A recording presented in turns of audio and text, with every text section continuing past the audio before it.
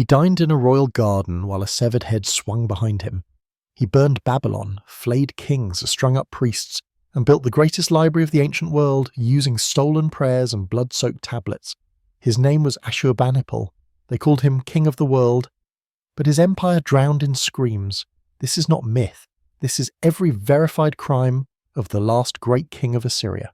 He was born into a palace of stone lions and bronze doors, where the walls echoed with both prayers and executions, and where bloodlines were sacred yet could be severed with a single gesture of the king's hand. Ashurbanipal, youngest son of King Esarhaddon, did not enter the world with the promise of a crown, but with the burden of a lineage soaked in conquest, prophecy, and the unyielding machinery of imperial rule.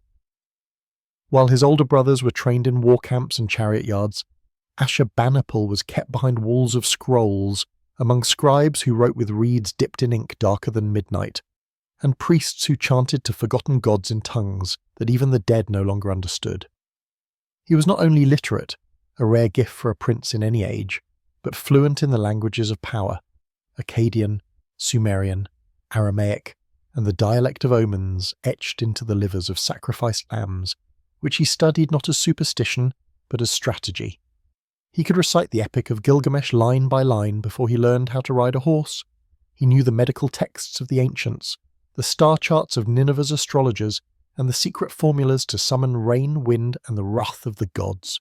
But the ink on his fingers was never allowed to soften his grip, because in Assyria, a scholar without a sword was a corpse waiting to happen. So while he memorized chants, he also learned how to gut a man in armor. While he copied ancient hymns to Shamash, he was taught how to punish traitors by hanging them alive from city walls and letting the sun finish the sentence.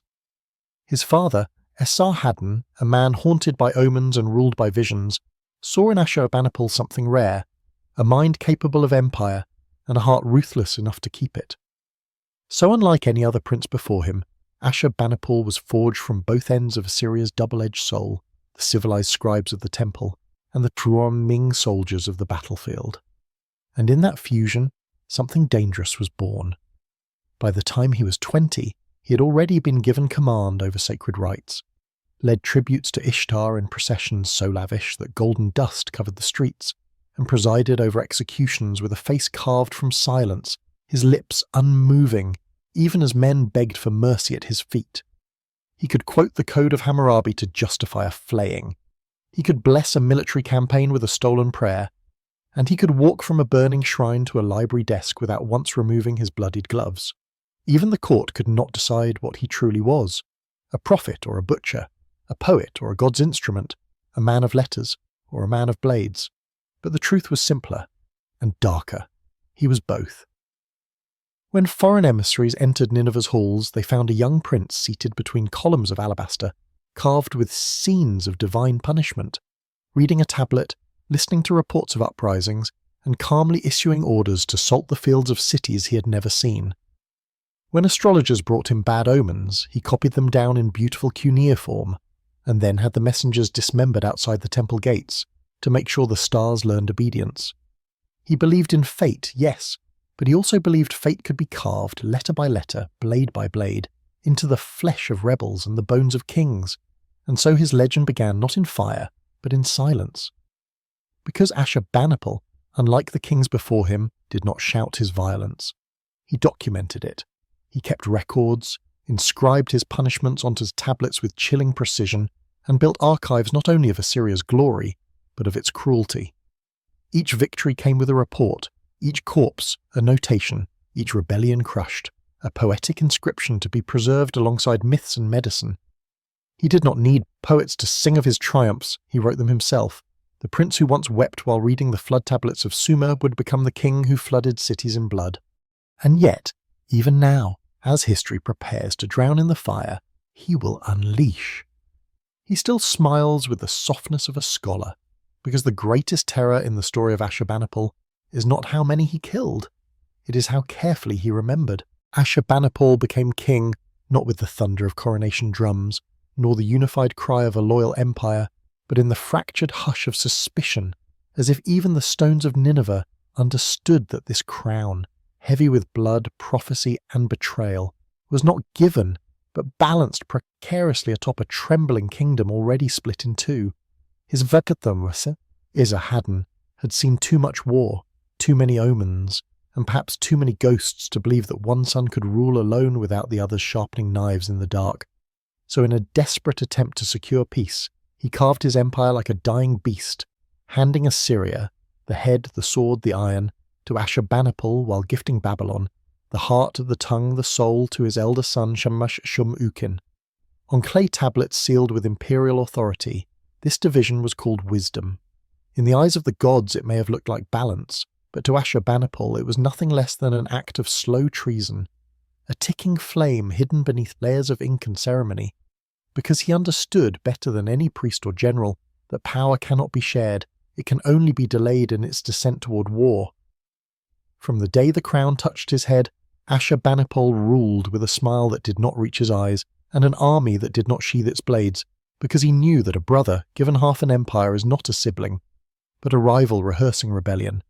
And Babylon, proud, ancient, ever resentful of Assyrian domination, did not simply receive Shamash-shum-ukin as a vassal king, they welcomed him as a messiah, as the blood heir of Sumerian glory and Chaldean freedom, as the man who might one day reclaim not just Babylon's throne but its dignity from beneath the boots of Nineveh. So while Ashurbanipal presided over libraries and led campaigns into the eastern hills, he also built walls within his own court, positioning allies like statues around a pyre, summoning spies instead of diplomats, and drafting decrees that gave him the right to strike first under the pretense of divine displeasure. Letters sent between brothers grew colder, heavier with veiled threats and ritual greetings that could not conceal the rot beneath. In public, they toasted one another in shared festivals. In private, they studied maps. In stone inscriptions, they called each other beloved. In council chambers, they prepared for siege. Ashurbanipal, trained to decipher omens in the shapes of livers and storm clouds, did not need divine signs to know that Babylon would not stay quiet forever, because pride, once given a throne, cannot help but test its reach. He commissioned statues that depicted him crushing lions beneath his feet, not merely as symbols of his strength, but as warnings. Wild things, even beautiful ones, must remember who feeds them. He ordered roads expanded, not for trade but for armies to march faster. He stocked grain in border towns. He recalled generals from the south and replaced them with men whose loyalties were measured not in bloodline, but in fear. Even as priests offered sacrifices to keep the peace between brothers, the king of Assyria offered prayers of another kind drawn with daggers on leather, whispered in codes sent in the dark to commanders who understood that family means nothing when empire is at stake. The people did not yet know, but the war had already begun, slowly, invisibly, in the shifting of troops, the redrafting of laws, the purging of Babylonian sympathizers from the court, and the steady, deliberate tightening of Nineveh's grip on every artery of power that led toward the south. And while Shamash-shum-ukin ruled a city of poets and prophets, Ashurbanipal ruled an empire built on silence, discipline, and the absolute certainty that kindness was only another form of weakness. He wore the crown as one wears a blade, in readiness, not comfort. He studied Babylon not with corridor, but with calculation. He listened to emissaries not to negotiate, but to memorize the names of those who would need to be executed when the time came, because he knew, and perhaps had always known, that the day would arrive when Babylon would call itself mother of the world once more. And when that day came, there would be no more parchment, only fire. It did not take long for the world to test the patience of Ashurbanipal, and when it did, it discovered that beneath his scholar's composure and poetic restraint burned a cruelty so methodical, so precise, that punishment became a language, and terror, a tool of governance more fluent than diplomacy.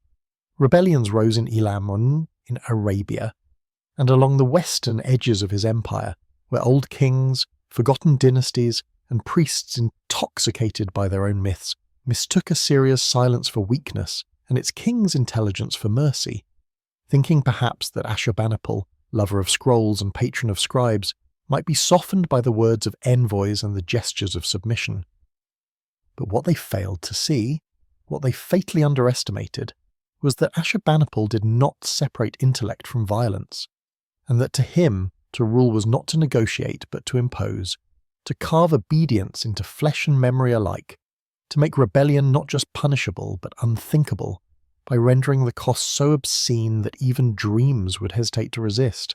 And so the flaying began, not in secret dungeons or shadowed prisons, but in the daylight of public squares and the doorways of conquered cities, where men were pinned to the walls like cursed banners, their skin peeled back slowly, methodically, under the watchful eyes of soldiers who had been trained not only to kill, but to make killing into a theatre. Captured generals were stripped of their armour and names alike, their tongues torn out so they could not pray, their hands severed so they could not plead, and their eyes burned so that their last vision would be the one Ashurbanipal chose to leave etched into their skulls, the might of Assyria painted in blood and smoke. He had their corpses hung upside down, flayed and nailed to the gates of cities that had dared defy him, their bones left to bleach in the sun as warnings written in flesh. Impermanent, yes, but unforgettable. Some were buried alive, others were burned inside temples, heads were stacked in pyramids, skulls were turned into drinking cups, no execution was wasted, no agony was accidental, even the methods were codified. Ashurbanipal dictated the punishments himself, inscribing each torment onto clay tablets with the same elegance he once used to translate hymns and medical texts, proving that precision is not the enemy of cruelty, it is its most exquisite servant. In one inscription he wrote, "I pierced their lips and chained them like dogs to the gates of their own cities. Their blood filled the streets like the floodwaters of Ishtar. I made hills from their corpses. I fed their skin to the jackals." He did not just kill, he documented. He did not just win, he humiliated. And the more brutal the campaign, the more beautiful the record. Each conquest followed by relief carvings, murals, tablets, and public readings of the king's wrath, turning massacre into art and atrocity into sacred narrative. Assyria, under his hand, did not simply conquer. It erased. Whole cities were reduced to ash, shrines shattered, languages banned, gods dethroned. Even the memory of resistance was hunted, its names scraped from walls, its songs outlawed, its priests executed not only for heresy, but for daring to remember what once was. And yet, through it all, Ashurbanipal remained eerily calm, his face serene in every relief, his posture dignified as he stood over captives begging for death, as if cruelty, when done correctly, required no rage, only purpose. Because to him, fear was not an accident of power, it was policy. By the end of his first major campaign, he had turned fear into a currency so valuable that cities surrendered before his armies arrived, their gates opened not by force but by memory, by the whisper of what had happened to those who resisted, to those who thought stone walls and ancient gods could protect them from a king who wrote his victories in flayed flesh. And across the empire, statues once adorned with offerings were now crowned with heads. Temples once filled with incense now echoed with silence, and the people once proud now bowed lower, not to the gods but to the king who had proven that no one, not brothers, not priests, not kings, not even children, was sacred when Assyria was defied. The flaying was not a moment, it was a message, and the world heard it loud and clear. In the year 652 BCE, the storm that Ashurbanipal had long anticipated, long prepared for and long feared in silence, finally broke not from the distant deserts nor from foreign kings who trembled before Assyria's fire, but from within, from the very blood that once shared his cradle, as Shamash-shum-ukin, brother by birth and enemy by choice, declared war not with a sword but with a crown raised high above the city walls of Babylon. It was a rebellion born not in shadows but in daylight, brazen and public, a proclamation cast like a stone into a still lake, rippling outward through temples and markets, carried in whispers and drums, in sacred chants and war songs, declaring that Babylon, mother of civilizations, should no longer bow to Nineveh's iron throne, but rise, ancient, divine and sovereign once more. And to many, it was not madness, it was prophecy fulfilled. Because Babylon had always been more than a city, it was an idea, a cradle of gods older than Ashur, a heartbeat beneath Assyria's ribcage, resentful and proud, always watching, always waiting, its streets lined with memories of empires past and curses whispered through incense smoke. Shamash-shum-ukin knew this. He knew that to challenge Ashurbanipal with swords alone was suicide. But to cloak his rebellion in sacred legitimacy, in the language of divine right, ancestral inheritance and Babylonian pride, was to strike not just at the king's army, but at his very identity. Ashurbanipal, who had studied omens all his life, who had memorized the stars and their meanings, must have looked skyward and seen nothing but fire.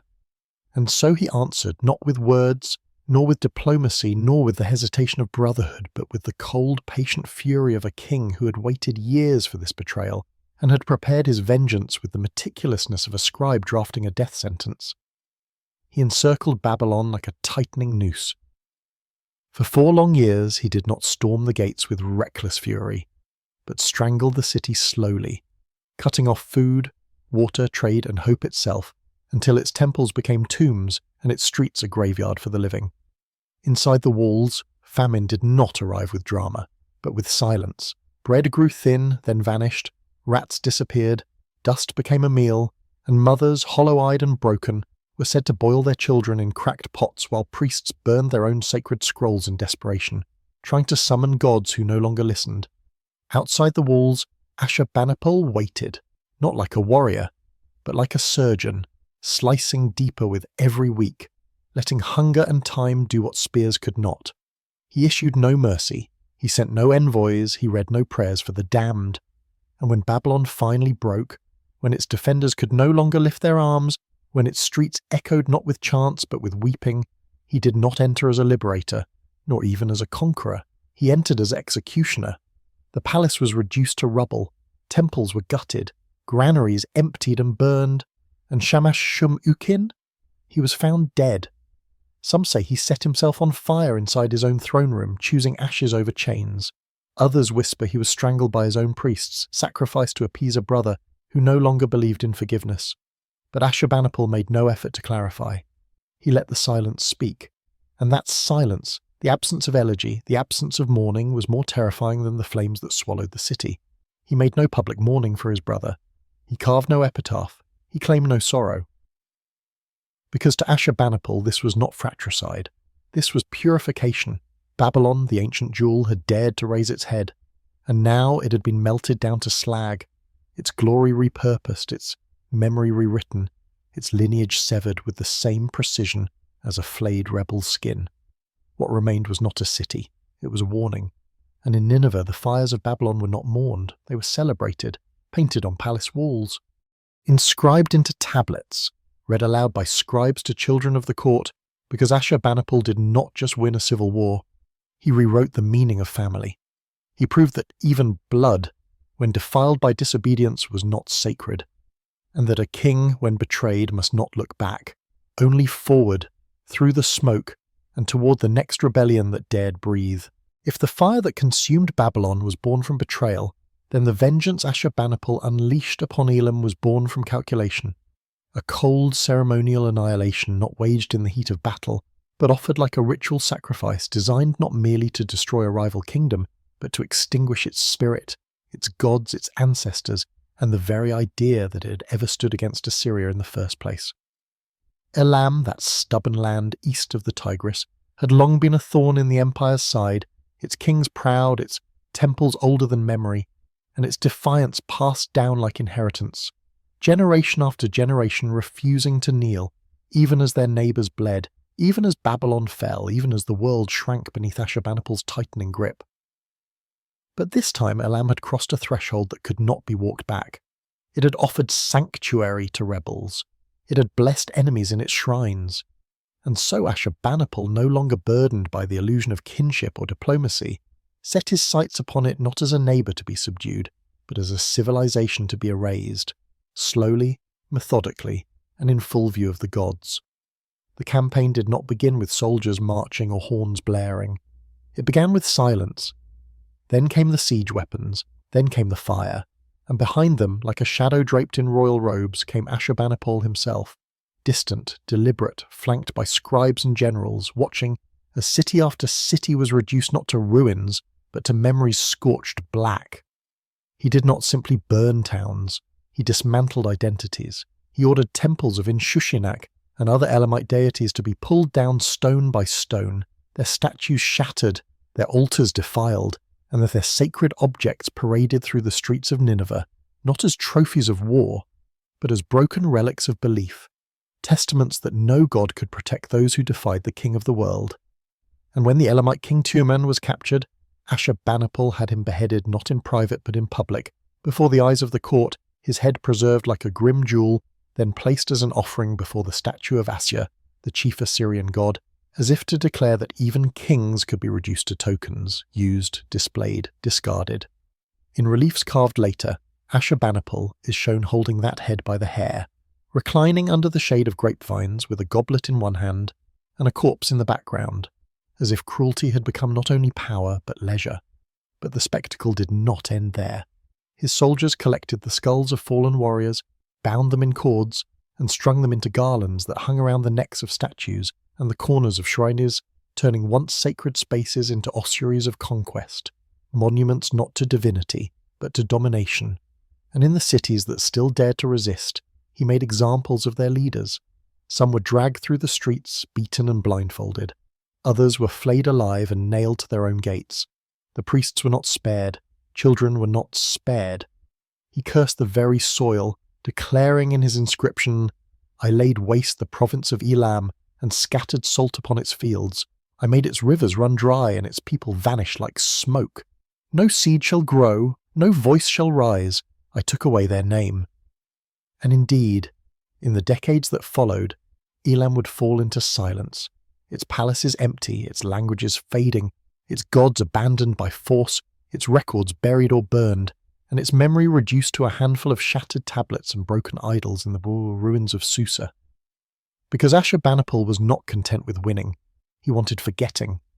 And he understood that to destroy a people was not merely to kill its warriors, but to defile its gods, to loot its stories, to poison its future, and to strip away the illusion that they had ever mattered in the first place.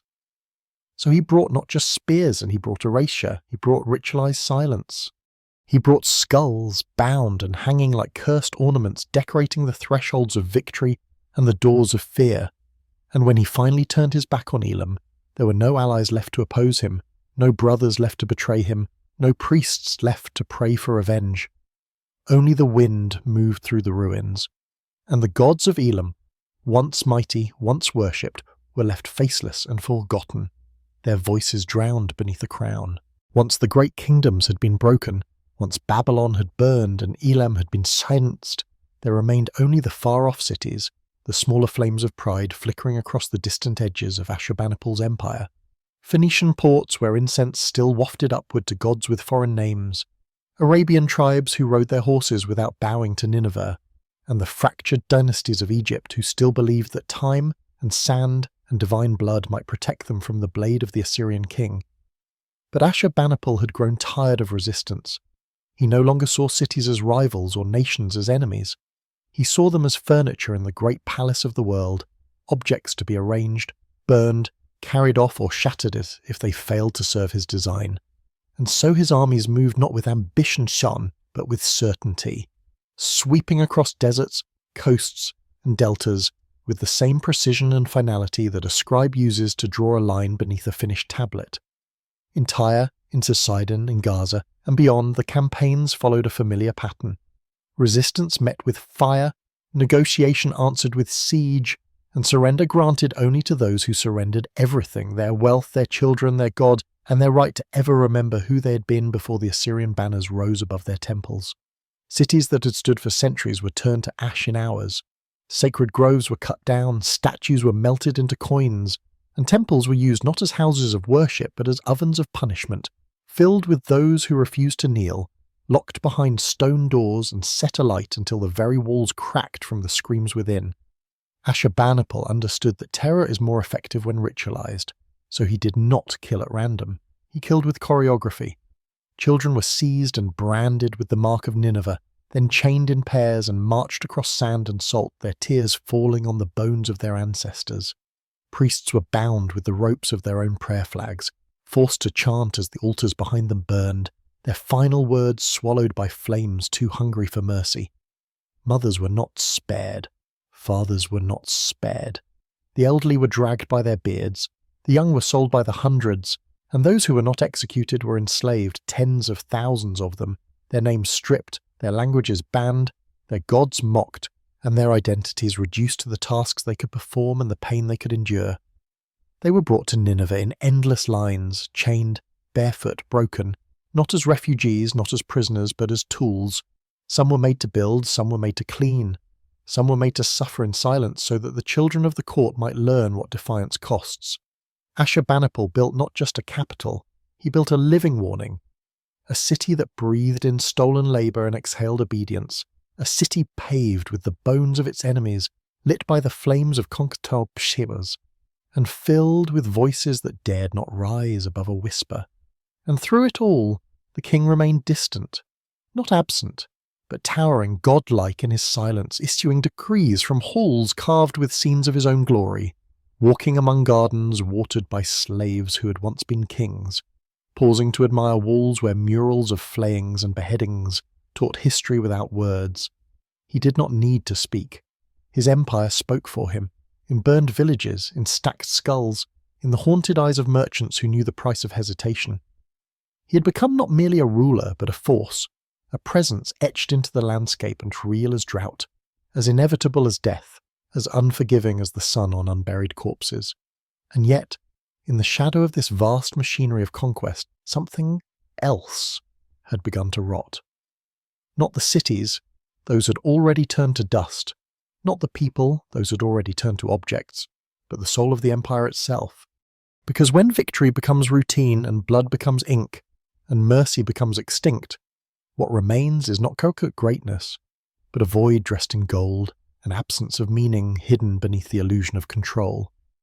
Ashurbanipal had conquered the world as he understood it, but in doing so he had emptied it, and the silence that followed his armies was no longer awe, it was exhaustion. History remembers Ashurbanipal not only for the flames he lit and the skulls he stacked, but for what he built in their shadow, a library unlike any the world had ever seen, a vast echoing archive of clay tablets, inscribed with knowledge plundered from 1,000 broken cities, stored beneath vaulted halls in Nineveh, as if wisdom itself could be conquered, caged and displayed like a chained king, forced to whisper his secrets to the walls of his captor's home. The library of Ashurbanipal there, as it would come to be known, was a marvel of the ancient world. Tens of thousands of tablets catalogued with obsessive care, written in cuneiform so fine that even gods might squint, containing the prayers of Babylon, the medicine of Sumer, the myths of Akkad, the rituals of Elam, and the calendars of Egypt gathered not with reverence but with hunger, seized as war trophies and intellectual hostages, carried on the backs of slaves through the desert, pressed into royal inventories like gemstones soaked in dust and blood. This was not preservation, this was possession. Ashurbanipal, who called himself king of the four quarters of the world, did not build a library to share knowledge. He built it to hoard it, to strip the sacred texts of conquered peoples from their temples, tear them from their altars, and silence the voices of their prophets by locking their words inside stone walls guarded by soldiers and scribes sworn to his throne. Every captured city yielded more than gold, it yielded stewiers, and every story was rewritten in the ink of submission.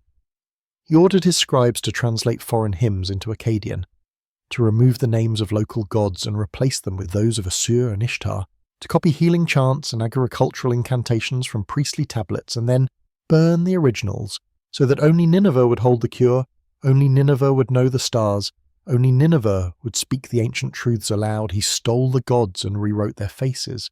He stole the prayers and made them legal property. He stole the past and called it legacy.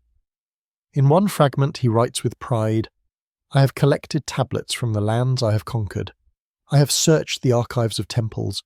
I have gathered writings of the scribes of old. I, Ashurbanipal, have made a library for the glory of the king." But the glory he spoke of was not glory shared. It was glory weaponized. Because to break a nation it is not enough to burn its homes and kill its kings. You must destroy its memory, sever its lineage, and make it forget what it once knew, so that even its descendants will kneel without knowing why. The library was not merely a monument to knowledge. It was a mausoleum, a graveyard of stolen words and silenced tongues. Each tablet, though preserved in clay, was born of violence, lifted from burning temples, taken from trembling scribes who watched as their sanctuaries crumbled, their archives shattered, their gods mocked, and their wisdom transformed from sacred breath into imperial property. The walls of Nineveh held the myths of creation and the charts of the heavens, but outside those walls the cities that gave them birth lay in ashes, their people enslaved, their priests impaled, their libraries turned to rubble and wind, What survived, survived in chains. And Ashurbanipal, sitting beneath carved ceilings and torchlight, surrounded by his captives' most intimate words, imagined himself as a divine custodian chosen by the gods to preserve civilization, but only on his terms, only in his language, only under his name. He was not merely a reader.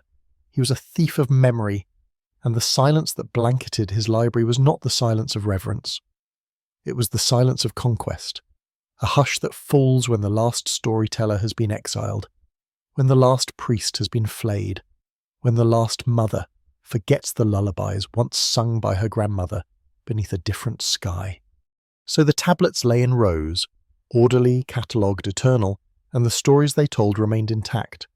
But the voices that had once spoken them had been buried, burned, and broken. And what good is a library when the world it remembers no longer remembers itself?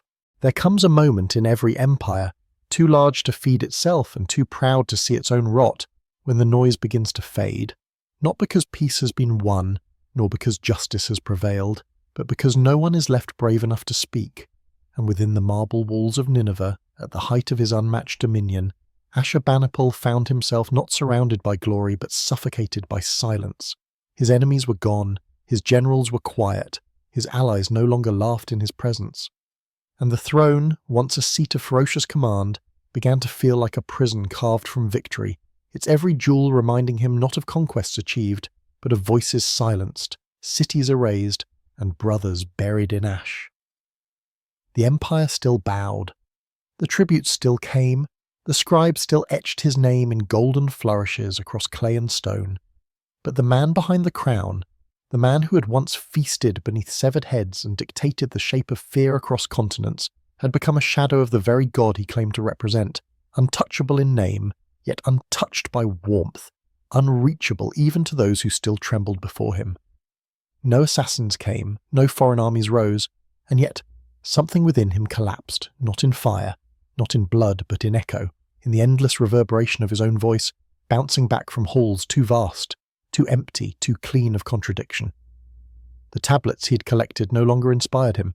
The murals of flayings and crucifixions, once his pride, now stared back at him like accusations carved in permanence. He walked through gardens he had built from the labour of the enslaved and found that even the birds did not sing. No historical text speaks clearly of the final years of his rule, as if those who witnessed them chose not to write, or were forbidden to remember. But fragments remain, scattered like bones beneath ruins, describing a king increasingly withdrawn, increasingly erratic, issuing decrees with no audience, punishing imagined conspiracies, fearing shadows that moved without wind, and trusting no one, not family, not priests, not even his own scribes who had once praised his mind as divine. The court, once a stage of power and ritual, became a whispering tomb. Ministers approached his throne with eyes averted and knees trembling, never certain whether they would leave with a scroll or a death sentence. His sons, if they still dared call themselves sons, kept their distance, their loyalties as unreadable as the omens carved into sacrificial livers, and the queen, once adorned with necklaces made of crushed lapis and the gaze of an adoring monarch, is said to have vanished from record altogether, perhaps dead, perhaps forgotten, perhaps wise enough to step away before the walls began to breathe with the madness of a god who had made the world bend too long beneath his will. He had conquered everything, and yet he trusted nothing. The palace, filled with the stolen knowledge of civilizations, had become a library of ghosts. The throne room, once vibrant with ceremony and breathless with fear, now echoed with the soft sound of sandals on stone and the rustling of parchment pages no one dared correct. The gods had fallen silent, or perhaps he no longer listened. The walls did not speak back. Even his dreams, once filled with symbols of victory and cosmic alignment, turned to ash, filled with burning cities that had no names, faces that had no eyes, and voices crying out in dialects he had ordered erased. It is said that when he passed mirrors in the shadowed corridors of his palace, he no longer recognized the man who stared back, not because age had marked him, but because power had reshaped him into something unmoored, a creature less divine than hollow, more feared than remembered, more stone than flesh. And when the sickness came, whatever it was, madness or decay, guilt or the slow poison of divine isolation, there was no one left who could speak to him as an equal, No one who dared lay a hand on the shoulder of the king who had once held his own brother's head beneath a torchlit sky. There is no surviving record of his final words. No inscription, no eulogy, no burial hymn carved in golden ink, just the silence. The kind that fills a room when even fear has left. The kind that arrives not after defeat, but after everything else has been won. Ashurbanipal died sometime around 631 BCE, though no tablet marks the hour, no priest sings of the passing, and no inscription remains to declare that the king of the world, he who dined beneath severed heads and built a palace from bones and books, was ever buried at all, as if the man who once made gods tremble had been swallowed whole by the very silence he carved into the earth. There was no state funeral recorded, no divine procession through the capital, no grand tomb uncovered by archaeologists, and perhaps that is fitting. Because the end of Ashurbanipal did not come with a roar, nor with a final conquest, nor with a fall in battle worthy of legend. It came like rot beneath marble, like dust behind locked doors, like the quiet undoing of a man so powerful that no one could tell him he was already disappearing. His death was not the end of Assyria, but it was the start of something worse. It was the moment the walls began to crack, not from invasion, but from within, the slow unravelling of an empire that had grown so vast, so brutal, and so top-heavy that no one could carry its weight without breaking. In the years that followed, his successors, sons, grandsons, generals, fought not to defend the empire but to possess it, carving at its limbs like desperate scavengers tearing flesh from a corpse still twitching from reflex. The throne changed hands in blood. Coups, betrayals, fratricide, assassinations whispered through wine cups, and the world, once terrified into silence by Ashurbanipal's reach, now watched as the iron grip loosened and the cities he had burned began to breathe again, not in victory, but in vengeance. 15 years after his death, Nineveh, his golden capital, the heart of cruelty and culture alike, the city he filled with skulls and scrolls and the ghosts of every tongue he conquered, was gone, burned, broken, erased. A coalition of former enemies, Babylonians, Medes, Scythians, rose not from greatness but from rage, marching toward the empire's heart not with hesitation, but with fury carved into their spears and the memory of what had been done to their fathers, their gods, their cities. The siege was not quick, but it was turbulent. Nineveh's outer walls, once thought impregnable, fell to flood and flame. Its temples were looted, its gates shattered, its archives, the great library of Ashurbanipal, caught fire.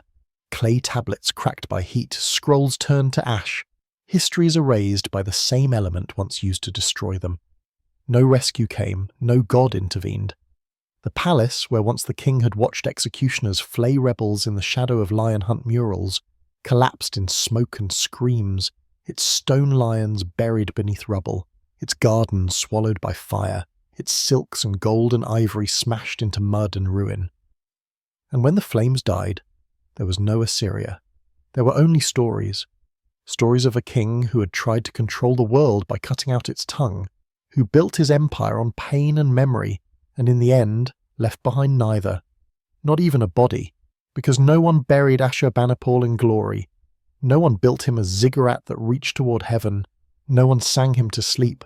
And yet, he lingers, in the fragments of burnt tablets dug from the ruins, in the inscriptions half melted but still legible, soaked in fire and time, in the memories of peoples who never forgot what had been done to them, even when their gods changed names and their languages were rewritten.